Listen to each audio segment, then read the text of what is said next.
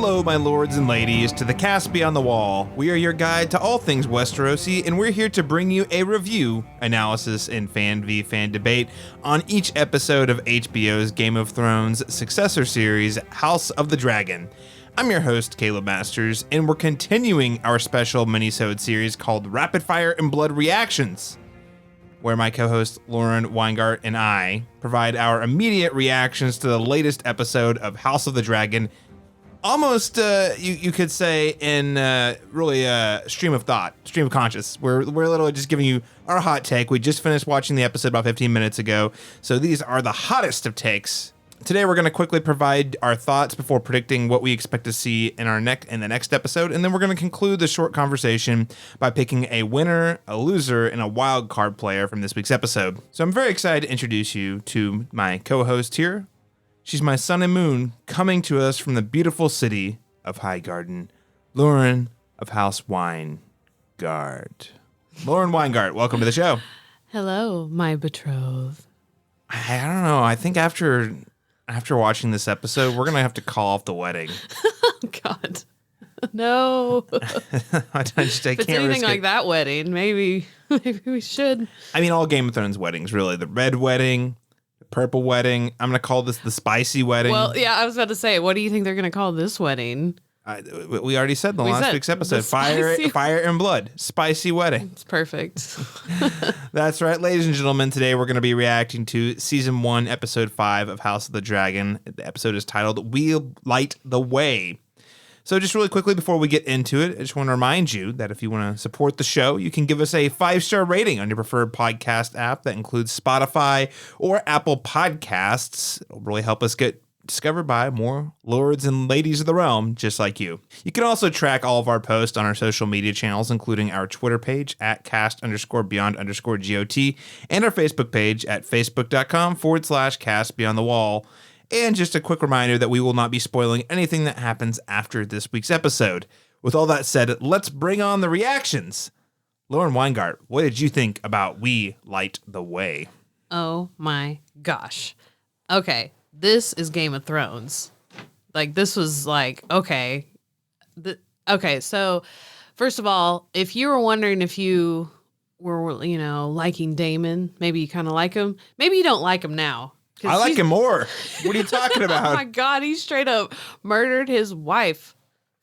Listen, Lauren, longtime listeners of the show are going to remember that I have a favorite character. His name from Game of Thrones, his name was Peter Baelish. Yes. Littlefinger. And obviously, terrible person. Awful, awful person. He's really good at playing the game, though. And the only thing that could take him out was really crappy writing, unfortunately. That was how good he was at the game. Daemon, I would argue, in the last 2 episodes at least, is really making some Baelish-type plays here. Long game, slow play. And, just like Baelish, he kills his wife. Come on. What's not to like? For real. I wonder, when he, decided, you know what? I'm going to go kill my wife. It's just funny the way he talked about her frequently. He's like, oh, that bitch. Basically. No, but she was, she was cool. She was really pretty, and she seemed to be like a tough woman, riding her horse and her armor. And then you see him up there with the cloak over him. He's so mysterious. You knew it was him, though. And I was like, oh. Dark, mysterious figure, yes. And I thought it was so funny how she was like, or have you finally come here to consummate the marriage? So obviously they never had sex. Listen, she also said oh, after he knocked her off her horse and she clearly probably snapped her spine and she's laying there and she's like, oh, you're not going to finish. How proper. Yeah, something like, oh, leave it to you to not finish or something. Yeah. And that just furthers my point of, he just can't finish. He can't do it. He can't. We haven't seen him finish yet. Nope, we haven't. Daemon, what a character. I think it was definitely strategic that he did it right before the wedding. And here's the thing about Daemon. He is now fully on the let chaos reign train. He's like, there aren't rules anymore. And the more chaotic it is, the more likely I'm going to move up in the food chain. So, yeah. I think Daemon is killing it strategically speaking. He's so meticulous about it too. There's no falter, really. You know what I mean? Like, he decides to do something, he does it, and he does it in a very strategic way, you know, kind of smooth. And I mean, he hasn't really gotten caught yet. I guess he did get caught with his knees, but that was probably part of the plan, though. So overall, you're thinking this episode's pretty good. Yes. Okay. So let's talk about the betrothed, the newlyweds. Mm-hmm. It seemed like they had a good thing going on. You know, it's like, okay, hey, obviously our parents want us to get married, but you know, we're kind of modern. You know, I thought it was cool to find out that he had a lover and it was a man. Yeah. So essentially, what we're referring to here, just to make sure there's no confusion, we're talking about Rhaenyra, how she has a boy toy, her knight Ser Christen. Yeah. But Laenor over here, he's not into women at all. Yeah, and in fact, I believe it was his knight part or sparring partner. I don't know. It was kind of unclear. It was like his friend or his fellow knight, but his companion. His companion. Yes, they had a thing. Yeah, and then here she is, and she obviously wants to be with Christen Cole. But the thing is, her and Christen Cole are not on the same page. Another thing was like, when we were watching this, we're like, okay, you got to figure out how much time has gone by. No, this one was pretty quick. It seemed like it happened within a couple of weeks of the last episode. Yeah, for sure. It was definitely. So this is like very previous after her and Christen Cole. But you like I just want to stop. You like the episode, right? Oh, yeah. Oh, okay, yeah, great. Totally. Yeah. Yeah, it gave me a lot. Like, there is so much that happened, and it was just so, like, especially with the wedding, everyone, it's just like old school Game of Thrones. Like, you got someone over here in the corner that's doing something, and someone over here, and then, of course, you know, you end it with the big bang. Well, that's what was actually the fun part of watching the wedding, was you're just waiting for the shoe to drop. You're like, this is a wedding set in Game of Thrones. Either it doesn't, if nothing happens, we're not seeing it. So if we're seeing this wedding, something significant is about to happen. So, and the way they had the music, you know, the dancing, you're like, oh, something's about to happen. And the way they're all eyeing each other the whole time, like these different groups of people are like kind of just giving each other the eye, like, ooh, you're like, who's gonna snap first? Yeah, we're just waiting for it. Well, I did think it was sweet. I didn't realize that Christen Cole really did have, I guess, feelings for Rhaenyra, well, I guess maybe he was trying to convince himself. No, I think he has feelings for her. Yeah. I think he does. Well, he asked her to marry, go run away. Oh, God, this is just like... Yeah, he asked her to run away with him. Yeah, run away with me. Marry, and then, of course, she has chosen, duty over... And power. I would argue power over duty. She wants it, and she wants that power. But she kind of thought about it, too. Like, she's like, you know what? That could be a path I take, and I could probably be happy, but, nope. Can't do it. She's choosing misery. Yeah, she's choosing misery and power. But I thought it was sweet. But then he did say he was really upset because he's like, the only thing I had was the chastity of me being the Kingsguard, and you took that away from me. So he's really upset about that. Yeah, no, well, because he's a good person. Yeah, it's like you said, he's actually a knight. He's actually like, so just to pause there, I said while we were watching the show, I was like, oh, look, Ser Christen's a real knight. Like, he has duty and honor and self-respect, and he actually holds himself to his word, and the fact that he, compromised on his word and some of his morals really, really eats at him. Obviously, at the end of the episode, he attempts to kill himself. So I just want to stop and say I really like this episode a lot. I think it's we finally are getting some of the more explosive elements we've been waiting for. I've kind of looked at the first 4 episodes as sort of the counter peg charging up, waiting for some sort of big explosion to occur. And this was it. This was the this was the prelude. It was to definitely this is it. Felt like it was like everything was leading up to this point, but now because we're gonna have a big time jump. Looks like. Yeah, looks like there'll be a big time jump in the next week's episode. But no, I think the thing I like about this episode is the way it uses our understanding of Game of Thrones and weddings, the audience, and sort of plays those expectations, mostly in the execution of, we know something bad is going to happen, but where's it going to come from? Is it going to be Alicent, who walks into the ballroom with her bright green Hightower colored dress, who's clearly trying to make a statement. Is it going to be Daemon, who shows up uninvited, late? You know, is it going to be one of the knights that fight each other over their scorned lovers, essentially, in a way? Where is the problem going to come in? And the whole time you're thinking Viserys is going to keel over at any moment because he is not looking so good. Not looking good. So I think that's what made it a lot of fun. You're like, okay, something bad's going to go down. These people all have it out for each other, but what is it that's going to give? But it just, again, really great use of tension and suspense, I would argue.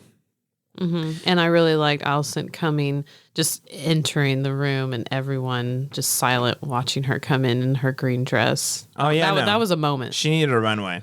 And they needed to have, you know, if you were watching like this was an award show, someone would stop and be like, oh my God, Lady Alicent, Queen Alicent Hightower has just walked in a bold green dress. What a statement. Yeah. What a statement. Fashionably late. And then I like how she looks at Rhaenyra and was like, congratulations. And then stepdaughter kind of looked down at her tummy, almost like she's like, I know you're pregnant.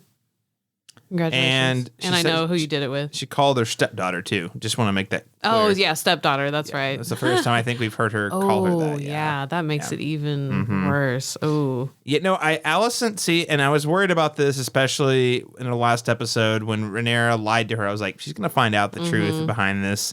And that's going to further push her away. I think that comboed with her father losing the title of Hand is really helped solidify her allegiances to her family first. So again, we're looking at 3. So whenever Viserys does keel over, which again, based on the next time on, it looks like it's going to be a little while longer. Hold on.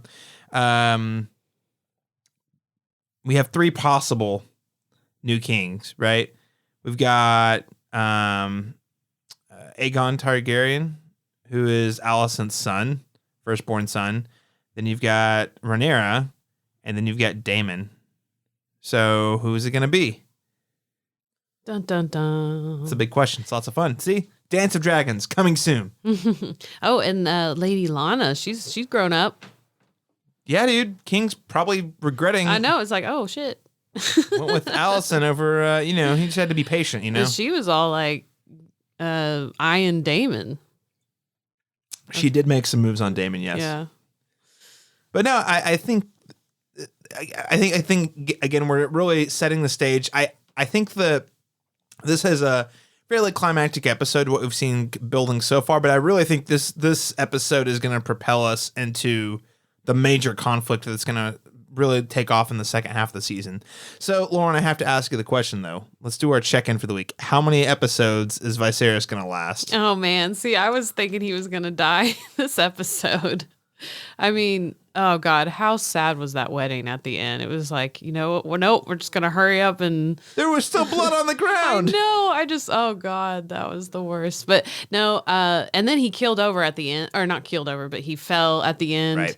And I was just like, oh, well, happy wedding day. So I thought like maybe he I thought he might have died then. Basically, Laenor, when he said they were supposed to say, I do, turn the cheek. Yeah, he just turned the cheek. Oh, God. So cringe.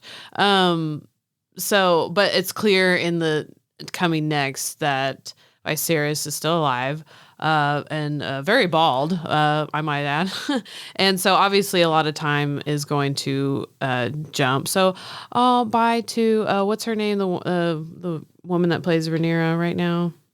Yeah, you're saying farewell, Millie Alcock, who plays the young Rhaenyra. Yeah. She's been tremendous. Great. Yeah, she's been fantastic. Yeah. But obviously we won't see her. It's okay anymore. Next week, Emma Darcy enters the chat. We've been talking about the time jumps. Now I'm like, okay, now I'm excited because like this is you're entering like seeing new actors, but like seeing these characters over a long period of time and how they are. And we're also getting Olivia Cook in next episode, who's playing Alicent Hightower, Alicent Hightower. Yeah. So obviously he's still alive, and so I'm kind of thinking that he's not going to die by his sickness. I think he's going to die another way. Someone's going to kill him. Yeah, someone's going to kill him. Yeah, I think the sickness is probably more of a red herring. than anything. I do think one of them, I think someone's going to take him out. Now, I think it's going to be because he's so weak that they feel confident in taking him out and making it look like it was an accident or something. But someone's totally going to kill him. Oh, I also wanted to mention, you called it, Hand of the King. Yeah. His name was Lionel Strong. Yes. Yeah. Lionel Strong. Yes. So Lionel Strong, welcome to Hand of the King. Frankly, he seems to have no real political motivation other than just elevating his status. So, he's definitely seems to be less conniving than Otto Hightower, but maybe by next season he's going to be, next episode, he's going to have gotten a little more schemy. We'll see. So Otto Hightower, I mean, he was at, he said goodbye to Alicent, but then, we never saw him again. He wasn't at the wedding. So, yeah. And so, we were talking in last week's episode about how we're interested to see if he like kind of makes more bold moves, but, I'm wondering if we're going to see his character again. Oh, yeah. I'm confident we'll see his character again. When and how. He's going to be a different actor? I guess he can. He can still play. Yeah, he'll just look older. I think the only two main characters that aged up are Rhaenerya and Alicent. There are some of the other Velaryon kids that also age up into different actors. All right, Lauren. Well, so far, listeners, you can tell we really like the episode. There's so much more to talk about, and we will talk about it in our next episode, recapping this in depth. Coming to you hopefully Wednesday of this week. Lauren Weingart, as we always do, we want to end our conversation by talking about who wins this week, who loses this week, and who is this week's wild card. So I'm going to turn to you. Kick us off. Is there even a winner in this episode? I think there is. I feel like everyone loses. Okay. No, not everyone loses. Yeah. Okay. So, losing. I'm going to say, what is it? Laenor, Velaryon, yeah. Yeah, I feel so bad for him because, obviously he's entering a marriage that, I think he's accepting, but he also still, doesn't want to have to do it. But, he accepts it and is encouraged by his lover. It's like, hey, we can make this work, and she seems on board. Rhaenyra seems on board. So, hey, his lover made the grave mistake of, I guess, jumping the gun or something. Why did he confront him at the wedding? What a dumb thing to do. And I like how he was so, it was almost like he went in trying to find who Rhaenyra's lover was, and so he figured it out just because he was. So I thought that was kind of weird that he figured it out so quickly, and then went over and talked to him about it. It's like, hey, just give it a little breath, let's talk down the line, and then Christen Cole snapped and killed his ass. That sucked.